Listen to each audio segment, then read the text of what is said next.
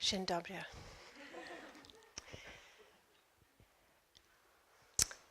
The week before New Year's in 2012, my family and I traveled to a remote ranch in Texas to say goodbye to Paul Solopek.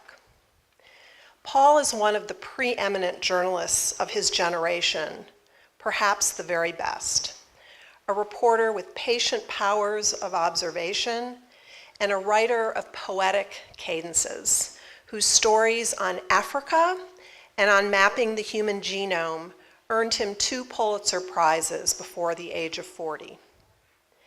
That New Year's, Paul was leaving on a trip, a very long trip, a 21,000-mile trip, and he was walking.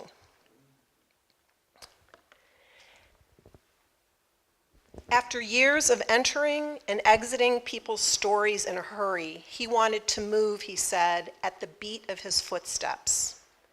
He flew to Africa, rented camels, then began his odyssey, retracing the path of human migration from Ethiopia to, eventually, Patagonia. He imagined it would take him 6 years, but that was 6 years ago. He has only recently made it to India.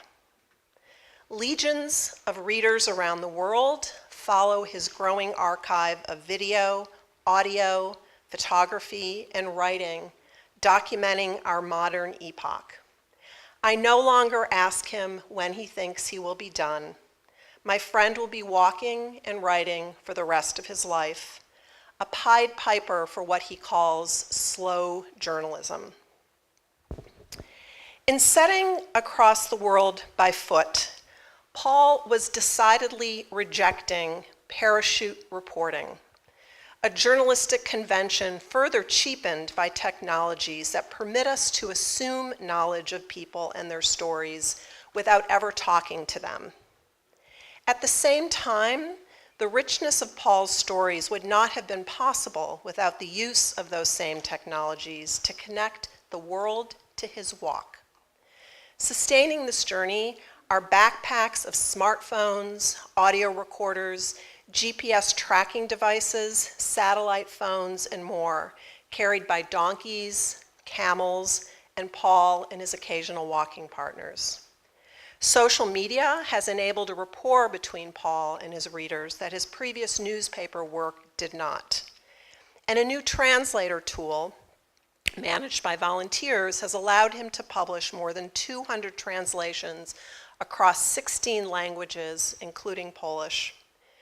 Because of easy digital technologies, nomads along Paul's path have seen stories on their smartphones, sometimes before even he has seen them posted.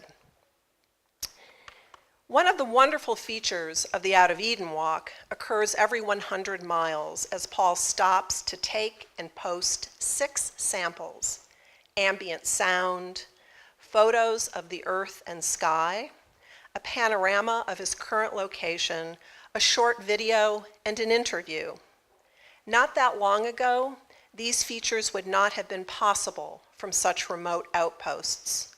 While it is Paul's resolve and creativity that fuel this work, broadband makes it possible.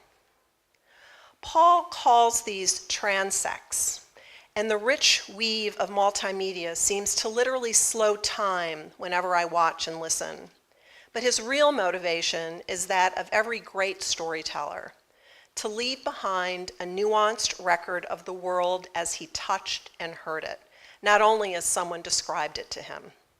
By the end, he has said, I'll have created an enduring portrait of a storytelling transect around the world at the end of the millennium. In thinking about what innovation I could bring you from the front lines of journalism, and there are many, it was this: the power of human connection amplified by our most sophisticated man-made tools, tools which, for all of their genius, are mere handmaidens to our eyes and ears and intellect. By Paul's reckoning, it is from slowing our observations while everything around us is accelerating that new generations of storytelling and cultural innovation will emerge. Reporters have written stories about the technology Salopek has harnessed to make this arduous trip possible. Yet those are but the enabling tools that support his strengths as a journalistic poet, playwright, or painter. Listen to this passage from a recent dispatch out of Afghanistan's extremely remote Wakhan corridor. Urshad Pass rises 16,000 feet above sea level. We finally reach it at sunset.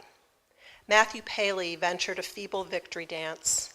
I gulped air so thin and metallic, it cut my lungs like razor blades. Gales had scoured the summit to raw bedrock. Without shelter or firewood, it was a hazardous place to camp, but we had little choice. A bitter dark was rising fast from the deep valleys. We unpacked our donkeys with difficulty. The ropes were stiff as rebar, and pounded our tent stakes into iron-cold earth. My frozen pants never thawed, not even inside my sleeping bag. I staggered out into the howling night only once to wrap the donkeys in fluttering tarps. The animals' black eyes shone back accusingly in the white bore of my headlamp. I could not look at them. Not long after I returned from Texas that New Year's weekend, I happened upon a lecture by Harvard art historian Jennifer Roberts. She was advancing a radical notion, slowing time.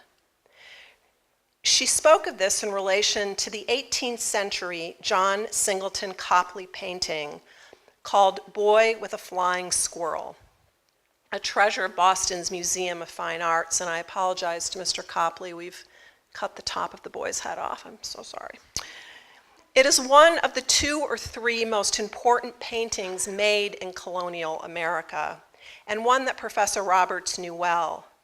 But she sat before the painting, challenging herself to practice what she called deceleration, patience, and deep attention.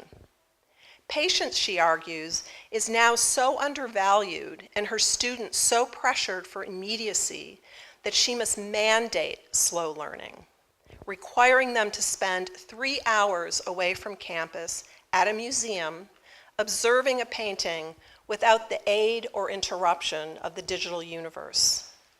Vision, Roberts argues, has become the master sense for the delivery of information on the contemporary technological world, and those of us who are sighted believe that we can see instantly and without study.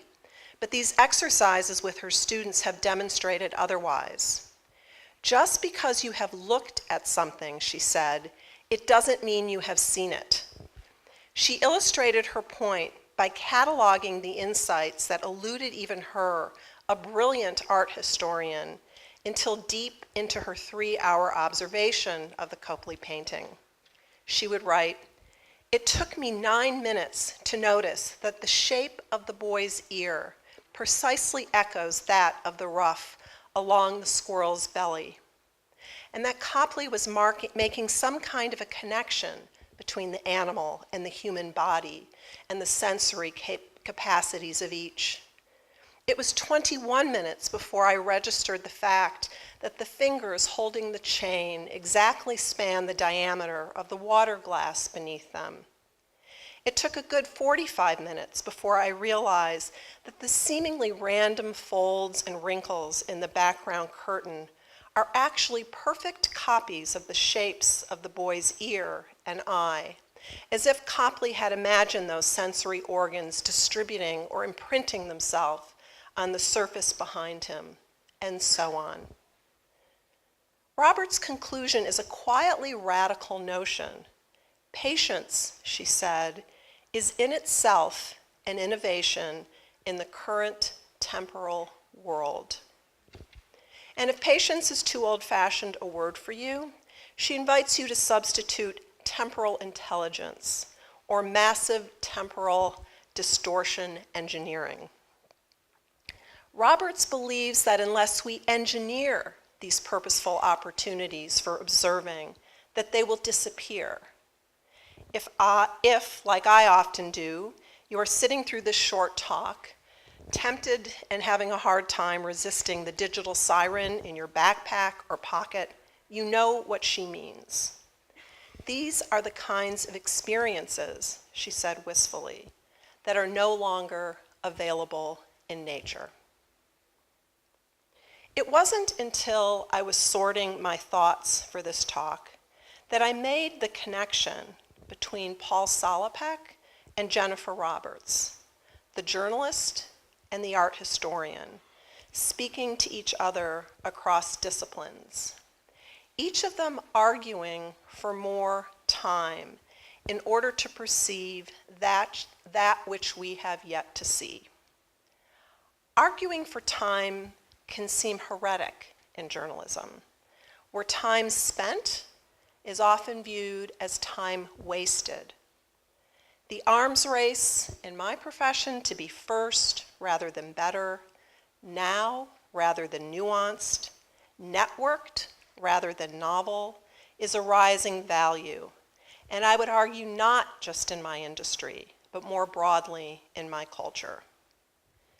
Both Salopek and Roberts have rejected technology's crude intrusions on their work, even as Paul's odyssey depends on the signals that allow him to locate himself on the planet or communicate with audiences that only know him through their devices. But the medium is not his message. This past weekend, as I was packing to come here, the New York Times brought us right up to that fault line, exploring dazzling innovation that delivered us to one possible future for storytelling, even as it relied on primordial human technologies, our eyes and our ears.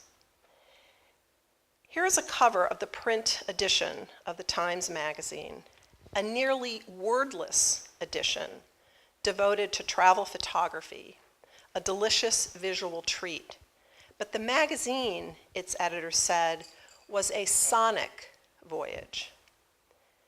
Readers are invited to leaf through the print, as I did, while I listened on my iPad to rich and sonorous soundtracks of lava flowing in Hawaii, sounding like broken glass, the wind blowing through trees in Utah, rats in New York City, in what the scientist listening to them said was honest to goodness laughter. I'd like to play just a little bit of this, and I'm going to start with this clip from Madagascar.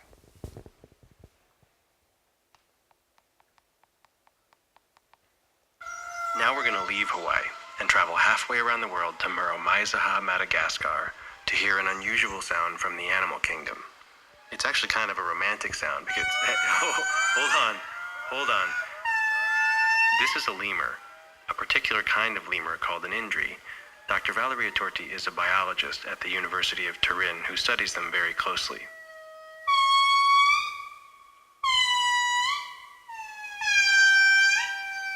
This sound is the largest living lemurs. They are found only in Madagascar, and they are known for these incredible cries that are called songs. So the males and the females are singing differently. Males' notes are more modulated. They are more like a while the notes of the female are more like a They are monogamous, so they're monogamous, who knew? And I wanted to take us to a very different part of the world in very different sounds and go to Nigeria.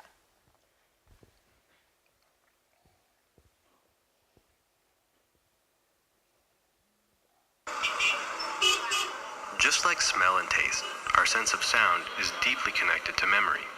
Soundscapes make a powerful imprint on us. Nigerian sound artist Emeka Ogbo has been recording bus stations in Lagos for years. For him, and for Lagosians everywhere, these recordings can be deeply nostalgic. I occasionally get this email, someone telling me, I miss home so much. I bumped into your recordings that are online, and I'm sitting in the middle of my kitchen somewhere in Europe or somewhere in the States, and I'm playing the soundscape of Lagos loud. I mean, that's all I'm playing on loop because I miss home, you know. One of his favorite places to record is Ojuelegba. Ojuelegba is one of the most popular bus stations in Lagos. Fela Kuti mentioned it in his song Confusion, Lagos City, where he talked about car coming from the south, car coming from the north, car coming from the east, car coming from the west, and there's no one in the middle to control it, so there's confusion. There's so many layers of sound going on in these spaces, so there are a lot of hawkers calling out their wares, preachers selling salvation, traffic, moving cars, passing cars, people on the phone, people in the bus conductors calling out the bus routes. The bus conductor is actually one of my favorite personalities to record. Bus stations do not have. If you haven't listened to this, I urge you to do that. And I won't blame you Just if like you smell and taste, our sense of if you sound. skip the bat caves. One of the things I love about this is the way it disintermediates the way we think about story. It causes us to stop and just think about what we do with this, while we can also connect to these really beautiful images, but we can take that experience apart. We can put it back together again. We can use it in a way that works for us. And there's also just, in the very little print there's a line in there that talks about how our ears, it's the one part of us that are always open. We can close off other senses more easily than we can close that one off. The recording and the digital prowess needed for this to succeed was not insignificant. But technology wasn't the success story here, nor was it the hardest part. The real work, that was on us, taking the time to listen for what can feel like the first time. In closing, I want to leave you with Paul's words from a recent interview with Vice. He's talking about his Out of Eden walk. The project was devised as a way to subvert the conventions of the digital media industry, to go diametrically in the opposite direction that we're all headed, faster and shallower. I believe there's a space for longer, hopefully more thoughtful storytelling in our lives, and walking accomplishes this. By moving at 5 clicks an hour through the main stories of our time, I think I gather a better understanding and make connections that others, ping-ponging between stories and planes and cars, miss all the time. It's basically experiencing the news as a form of pilgrimage. Dziękuję.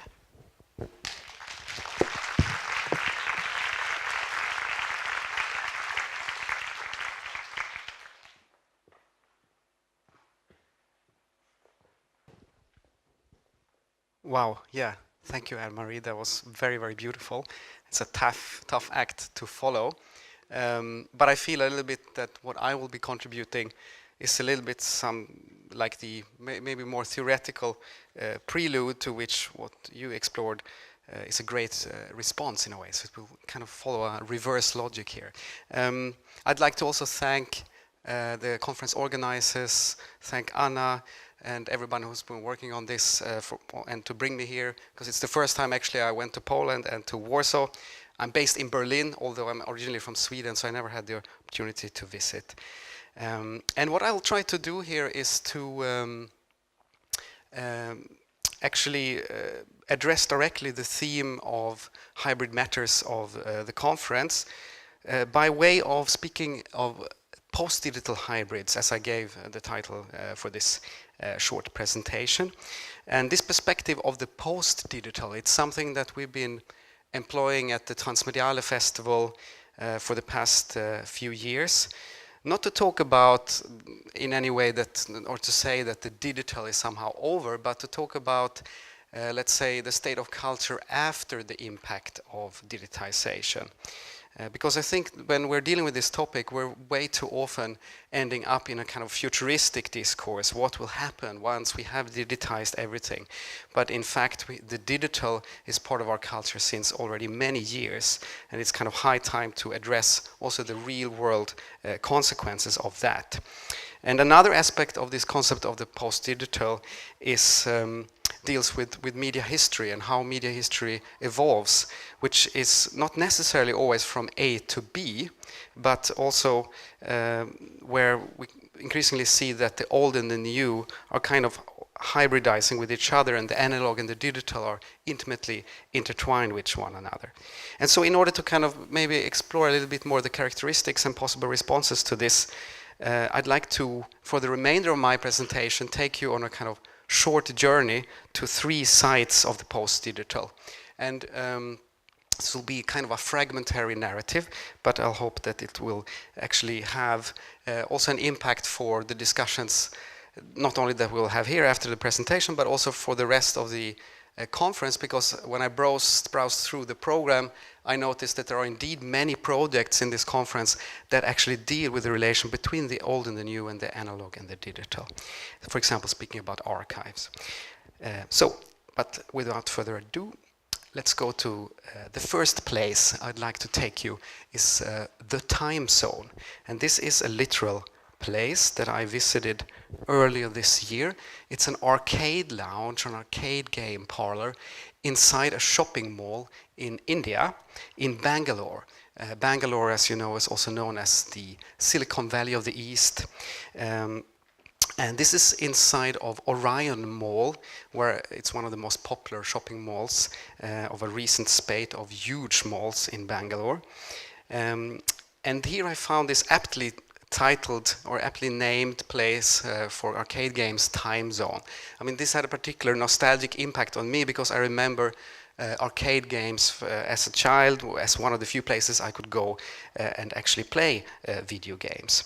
Now there's something specific in this arcade game parlor that I'd like to show you, and it's this game and also these 2 games. You might notice that they differ from classic arcade games. They have a vertical screen and a kind of very simplified interface. And Doodle Jump is actually a very popular smartphone app. So it's a smartphone game that here has been ported from a mobile format to this physical stationary format of the arcade game. So therefore the smartphone looking vertical screen and this interface, which is like a simplified swipe and touch version of the smartphone interface.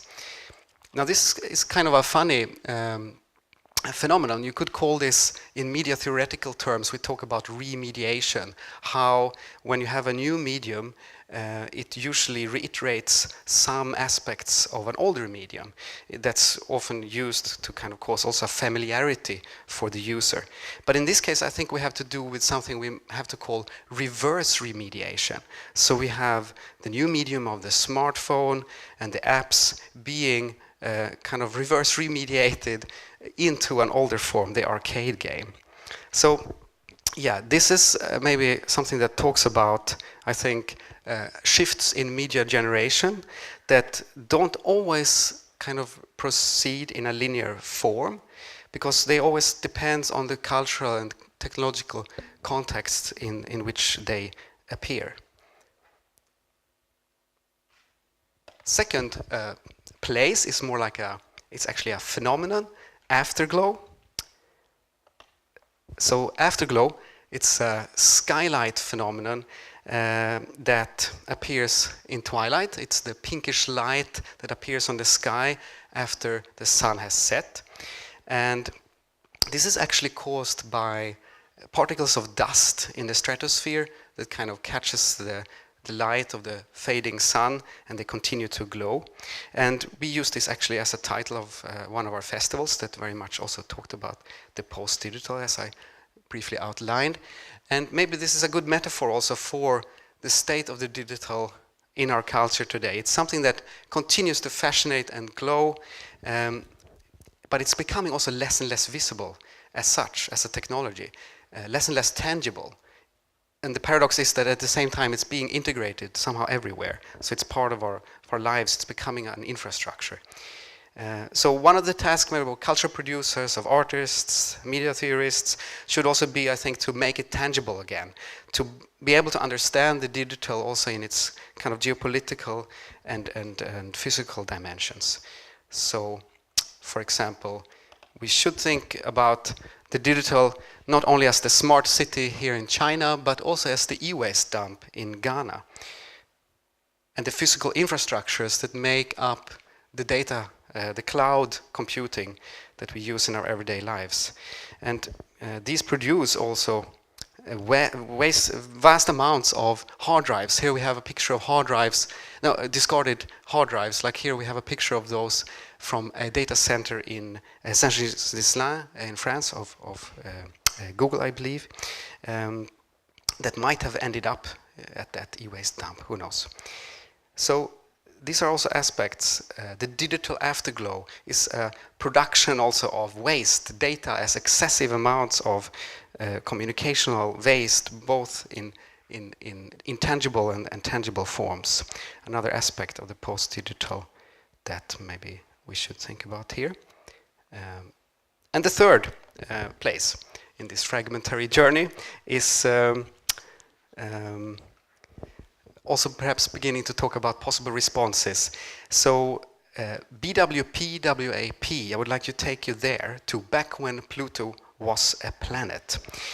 This was an imaginary meme that we invented for back in 2013, actually, Transmediale Festival, as an expression that referred back to, of course, the 2006 demotion of the planet Pluto from planetary status to dwarf planet status.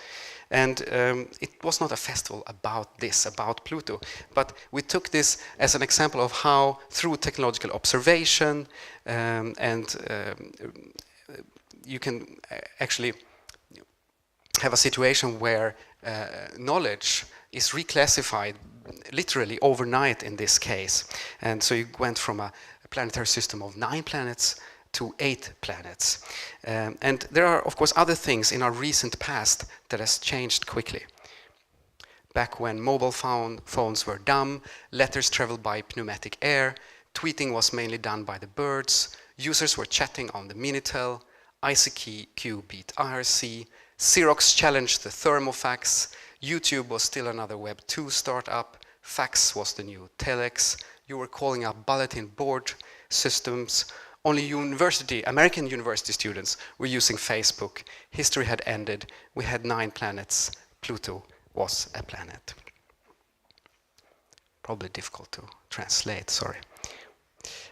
So in the festival, this became an incentive to actually kind of reimagine the future of networking technologies, for example, in this installation by the artist and kind of media activist group Telekommunisten, who worked with the Berlin-based also architects Raumlabor, to create this physical network where the visitors could send, in a kind of pre-Internet of Things, you could say, small tubes that traveled, or packages, canisters that traveled through these tubes by way of pressured air.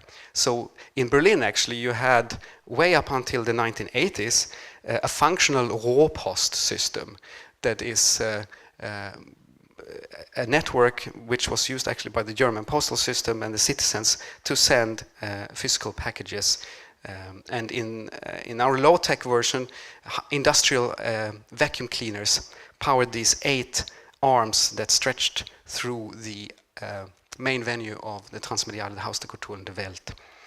And this served also a purpose to kind of make, as I said before, tangible the very functions of networking to the Transmediale visitors and participants. So you were kind of, in a way, being educated about the functionality of packet switching through this physical networking. And it also doubled as a kind of exhibition space. You had artworks traveling through these pipes. And I was particularly happy about this project because it was taken further by the famous hacker association in Germany, the Chaos Communication Club, in their yearly congress, where they further adapted this technology and made it open source and released the documentation online. And you might think, why would they be interested in doing this?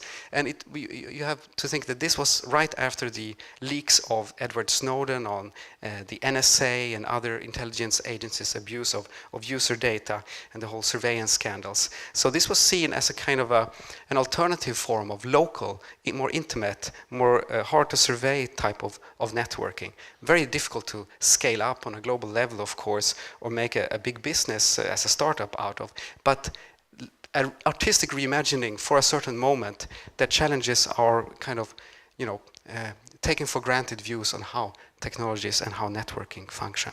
I think this maybe also connects to the previous presentation. And this is perhaps also, I think, a kind of post-digital imaginary that we urgently need. These are just some keywords of the, now I'm going more into maybe a promotional mode, but next Transmediale Festival, which kind of follows a theme of structures of feeling. And I invite you to note how many of these topics are not digital as such. And actually, Transmediale is a festival also that has the subtitle of art and digital culture. So just like here, digital cultures, that's our kind of main field of operation.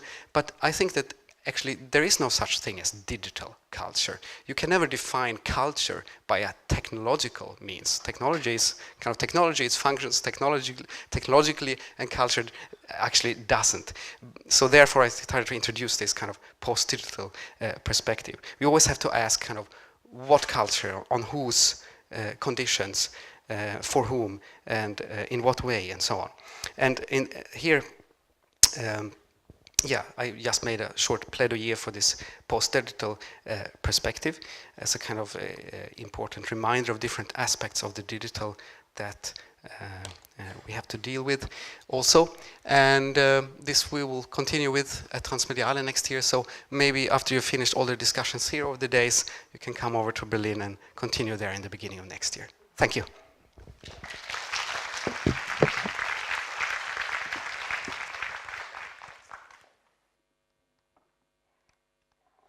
Dzień dobry, witam Państwa bardzo gorąco. Teraz, no właśnie, mamy 20 minut, proszę Państwa, żeby chociaż zaznaczyć kilka z tych wątków. Ten program jest niezwykle bogaty i tych wątków jest mnóstwo. Mam ogromny zaszczyt, żeby tę dyskusję poprowadzić. To wiąże się też z ogromnymi emocjami, ponieważ jest tutaj wielu specjalistów, jeśli chodzi o kulturę cyfrową. Ja głównie zajmuję się kulturą szeroko pojętą, więc gdzieś spróbujemy no właśnie nawiązać do różnych wątków. Anne-Marie, Kristoffer.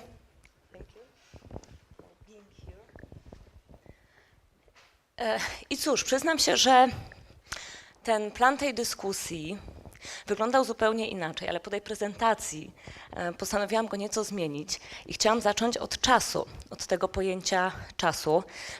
Anne-Marie tutaj poruszyła takie wątki, o których myślę od dłuższego czasu, o czym wczoraj się z nią dzieliłam przy rozmowie. No i cóż, właśnie mówimy o informacji teraz w tym świecie kultury cyfrowej, która okrąża świat bardzo szybko, której potrzebujemy jak najwięcej, a Anne-Marie mówi nam tutaj o spowolnieniu. To jesteśmy wypaleni, jesteśmy przesyceni tą informacją, jak to rozumieć?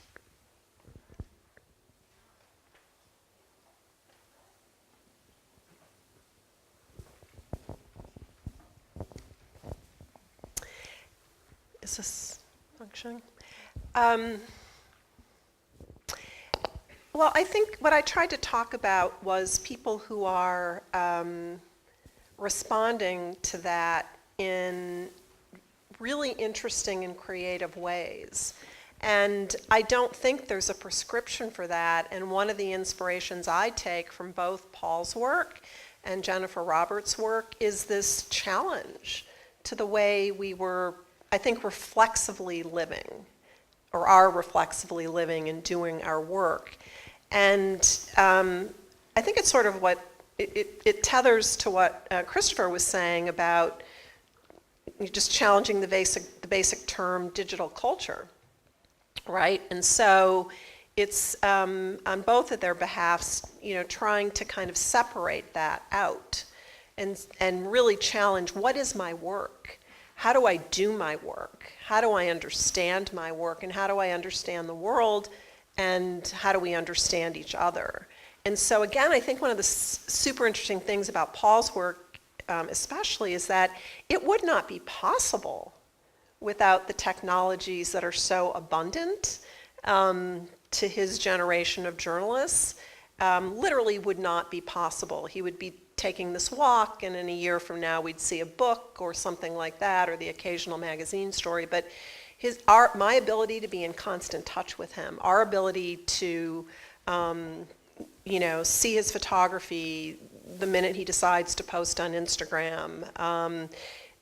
He carries on live Facebook chats with his followers from around the world. All of that is made possible by these tools, but he's not defined by them, and his work is not defined by them, and his pace of doing his work, of walking, of thinking, of writing, is not defined by them.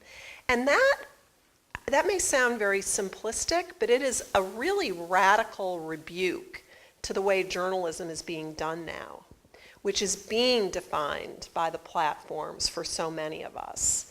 So I really think it's just, my answer to your question is we each have to find that path for ourselves and think about how are we defining our work, or are we letting the technologies define our work for us?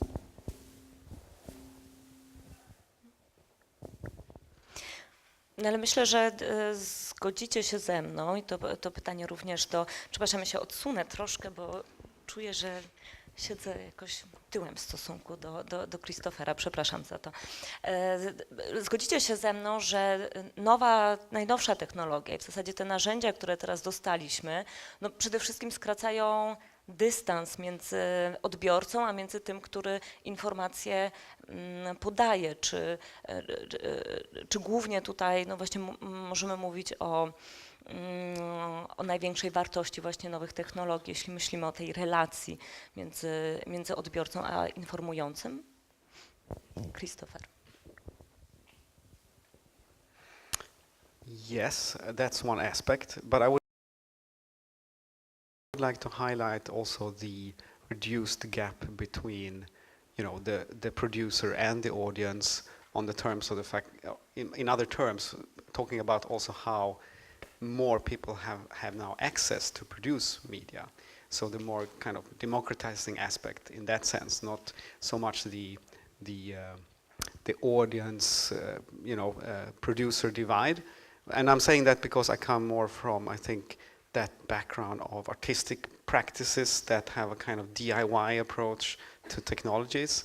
It's, I think, very much where an organization like Transmediale and projects and stuff that I've been working on before comes from. So I think that aspect is also very important to highlight. So, which is something that, in a way also media industries keep raising the bar to. And we're seeing that a lot with, I think the technological development, that there is always a new standard to which you have to to adhere. But I think, the kind of democratic aspect of grassroots media also has to be addressed in that. Yeah. But yeah, you.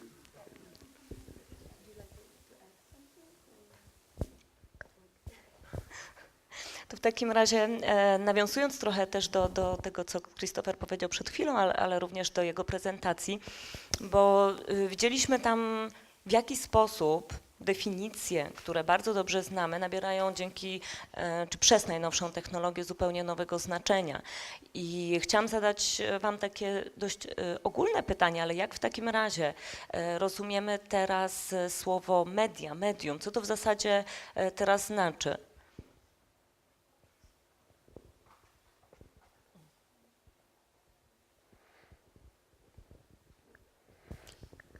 Oh, the sound is, yeah, okay, it has disappeared. But I think that, that's actually, there's been, I think, a big transformation, let's say, over the last 30 years or so of a situation where you could really talk about media in singular terms. So now I keep getting back to the example from my own work with Transmediale. I wasn't there 30 years ago, of course, but this festival was born as a video art festival. So back when you could actually have a festival devoted to one medium, of course, this still happens with film festivals, but even they face, of course, the transformations of the digital and keep updating themselves. But I think, you know, conferences like these with themes like hybrid matters kind of also demonstrate the fact that we don't have that kind of media landscape anymore, thanks of course to digitization and convergence. And there's maybe more interesting to think about this constant state of mediation, to which the slowing down is then of course one response. And that media as such has become very elusive in the way. We don't actually know what one medium is anymore. but this doesn't mean that we should give up on, I think, reflecting on media specificity. It just takes on new forms. It's not so organized around this like one channel anymore. I'm saying this more coming now from the perspective of a media researcher, that, you know, understanding also the technical functioning of media is important, or of media systems and of networks. It's not the only approach, definitely, but it's something we should not keep track of as well in order to understand some of the potentialities and cultural consequences of this media. This is what we try to do also in the Transmediale Festival. But yes, to think about more about mediation, about the effective properties also of media, how that's, I think, important. Yeah. I think it's interesting just to reflect on how just our own practices in our day-to-day life, where the constant commingling of media, even when we don't think of ourselves as sort of, I'm sitting down to consume media, but I don't know what's an everyday example. If I sit down to watch a football game, I am rarely just watching the television. I will have one or two other devices with me, and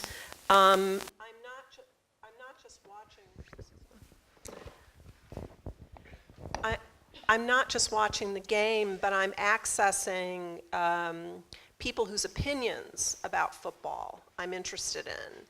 And I'm reading what they have to say about it in real time.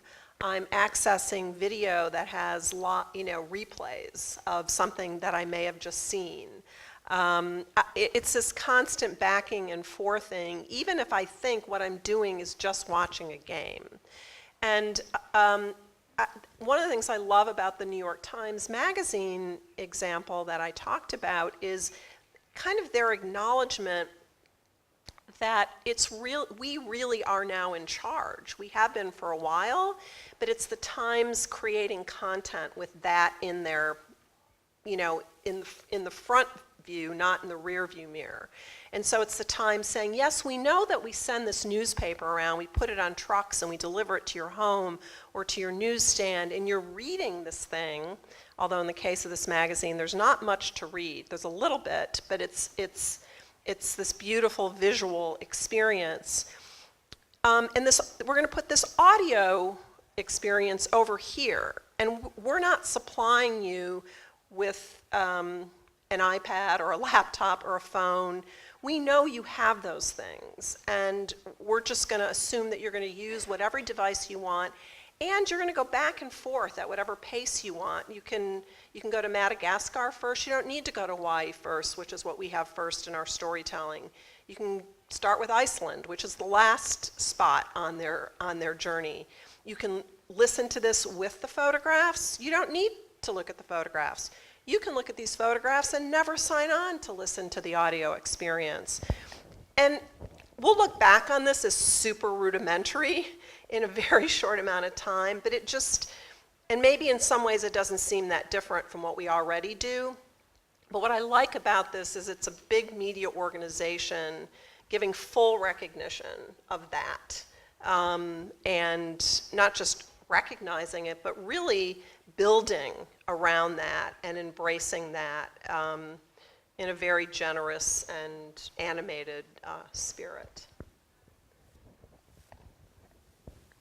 Tutaj mam wrażenie, że dotykamy też problemu dotarcia do odbiorcy i tego, że te drogi dotarcia do odbiorcy się zmieniają. I tutaj nawet nie tylko chodzi o dziennikarzy, ale też przypuszczam, że Państwo, którzy tutaj jesteście z nami dzisiaj i na przykład zajmujecie się promocją instytucji kultury, również spotykają się często z tym problemem, czyli ten przekaz, który jest bardziej różnorodny, bardziej mam wrażenie zindywidualizowany. Tutaj rodzi nowe wyzwania. W jaki sposób w tym, no właśnie znaleźć się w tym nowym świecie, w jaki sposób do tego odbiorcy docierać?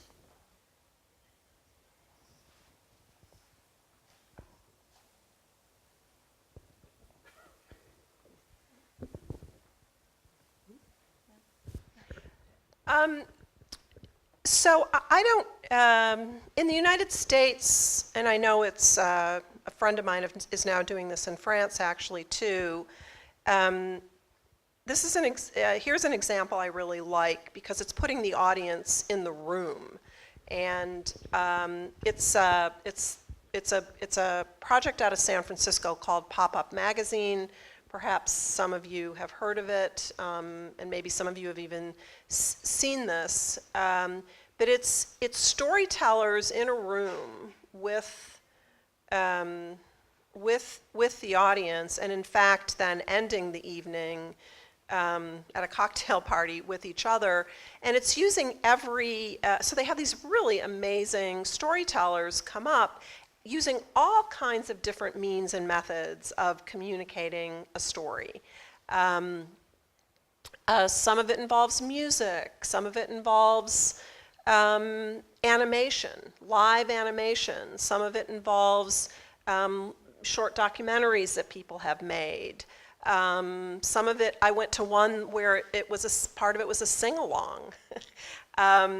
And it's all of us together, and I know, we think about that when we're in distant places, like we're all experiencing this event together, but we're really not. And in this case, we really are.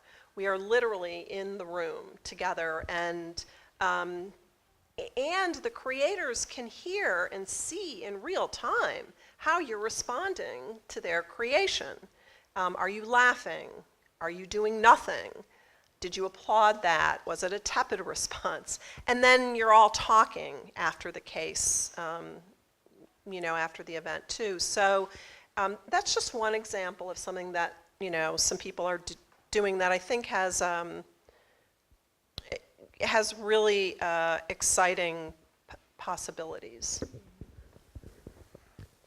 Yeah, I mean, from the point of view also of curating and putting together art festivals, art and culture festivals, something that I've come to realize is, or which I think anyway, is that in this digital age of so much abundant content, where you can go online and find so almost whatever you want, kind of in cultural content. There's a kind of a crisis for big cultural events, because I think this kind of idea of representing of the best of and so on, it's getting a bit obsolete. So what we try to do with the Transmedial is also to think through the formats themselves and to make the festival also a point where it's mainly about people coming together and meeting and also challenging in a way their ideas and their practices. And for the next festival, for example, we're organizing a LARP, a live action role-playing game that will unfold throughout the festival.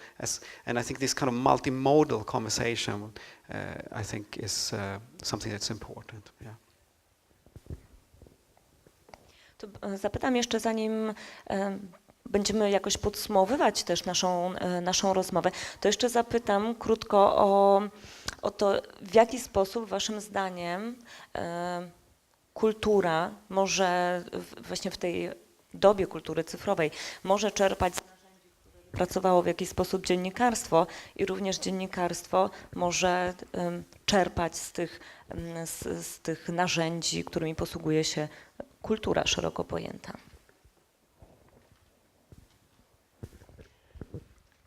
I think it's happening. I tried to call out in my description about Paul that, I mean, he is a journalist, but what else is he? He's a filmmaker. He's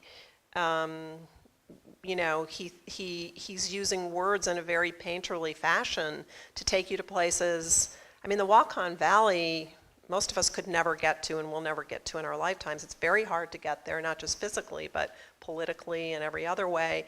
So he's using all these, I think, artistic tools already.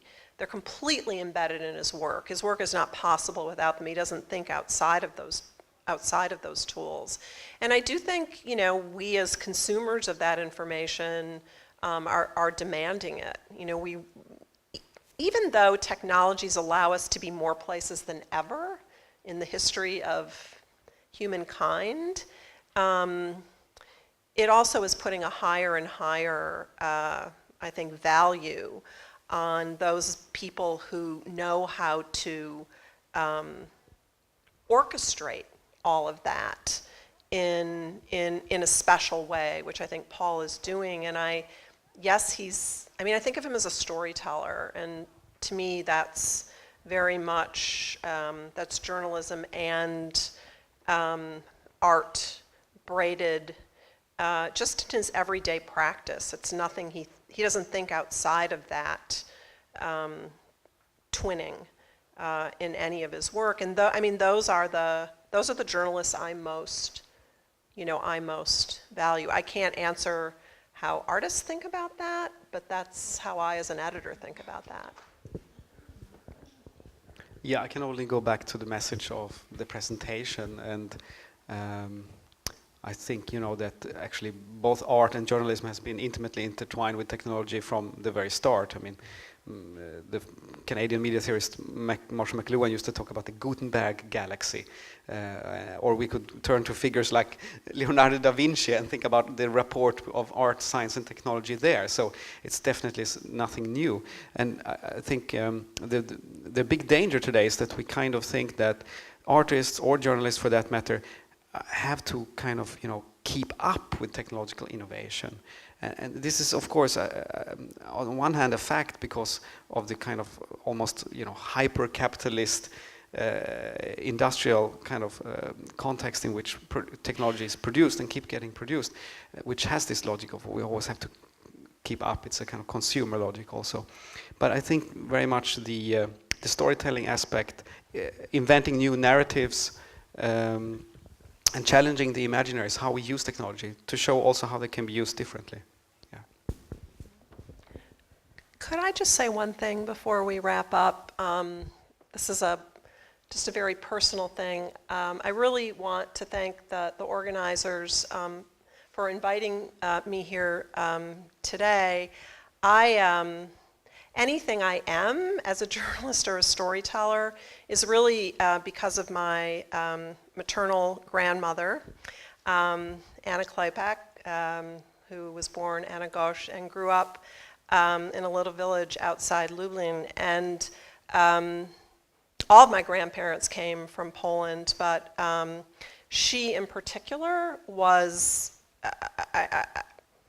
just such an inspirational source to me. This woman who never graduated high school, but was the best storyteller I'd ever met, and just and also really taught me the value of fact and truth. She was great at making up stories, but really good at telling narratives in a very factual, linear way.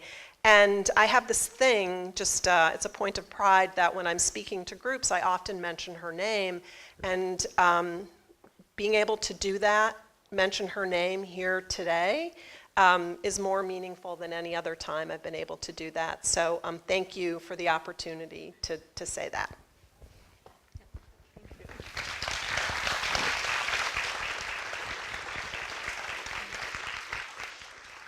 Proszę Państwa, bardzo gorąco zapraszamy Państwa na wszystkie prezentacje, które tutaj Państwo dzisiaj zobaczycie. No, chciałabym, żebyśmy mieli co najmniej godzinę na rozmowę i moglibyśmy porozmawiać o manipulacjach, o VR-ze, o technologii VR, o no właśnie tych różnych nowych sposobach opowieści, o użyciu archiwów, właśnie o wykorzystywaniu ich, o daniu im drugiego życia w zasadzie dzięki najnowszym technologiom. Na to oczywiście tutaj na scenie nie mamy teraz czasu, ale Państwo możecie o tym rozmawiać zarówno w kuluarach z naszymi wspaniałymi gośćmi, jak i myślę, że też te tematy będą poruszane no, nie raz właśnie na tej scenie w ciągu najbliższych 2 dni, więc bardzo Państwu dziękujemy za tę część prezentacji i zapraszamy teraz chyba na przerwę kawową, a później spotykamy się tutaj podczas kolejnych prezentacji. Dziękujemy Państwu bardzo i dziękuję naszym gościom.